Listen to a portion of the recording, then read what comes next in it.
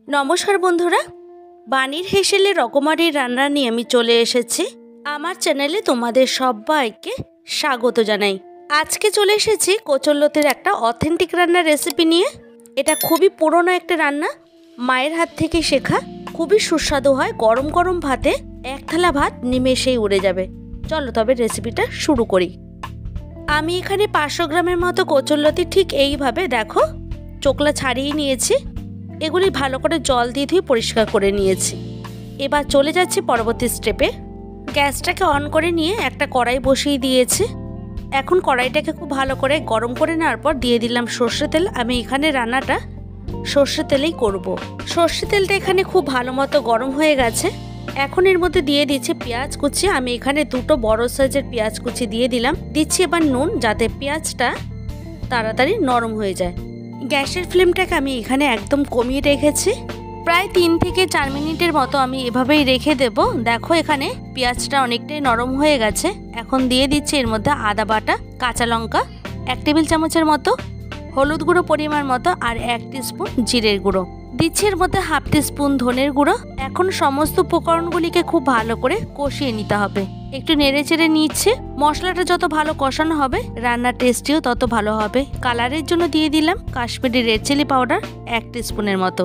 এখন আবারও খুব ভালো করে মিশিয়ে নেব। আমি এখানে প্রায় 3 থেকে 4 মিনিটের মতো মশলাটাকে কষিয়ে নিচ্ছি।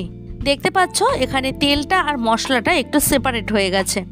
এই পর্যায়ে এসে আমি এখানে সামান্য জল দিয়ে দিচ্ছি, যাতে মশলাটা নিচে থেকে না লেগে যায়। তারপর আবার একটু ভালো করে নেড়ে চেড়ে নেব একটা খুন্তি দিয়ে। এরপর এর মধ্যে দিয়ে দেব কেটে ধুয়ে রাখা সেই কচুরলতিগুলি।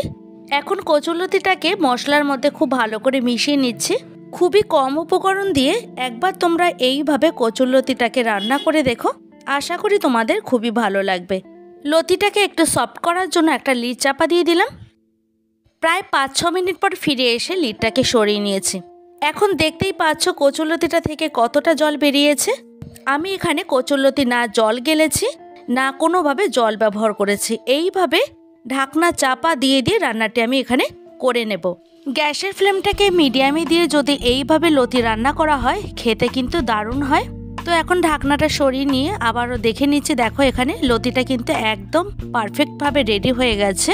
এখন একটা সার্ভিং প্লেটে সার্ভ করে নেব। কচুরলতির এই রেসিপি দিয়ে দুপুরের লাঞ্চে গরম ভাতে এক থালা ভাত কিন্তু নিমেষেই শেষ হয়ে যাবে। যদি আমার চ্যানেলে এই ধরনের আরও নিত্য নতুন ভিডিও পেতে চাও তাহলে অবশ্যই একটা লাইক, কমেন্ট, শেয়ার করো। তোমাদের একটা লাইক আর একটা কমেন্ট আমাকে আরও নতুন ভিডিও তৈরি করার উৎসাহ জাগিয়ে তোলে। দেখা হবে অন্য কোনো ভিডিওতে। ভালো থাকবে প্রত্যেকে, আর তোমরাও সবাইকে ভালো রেখো। আমার সঙ্গে এতক্ষণ থাকার জন্য তোমাদেরকে অসংখ্য ধন্যবাদ।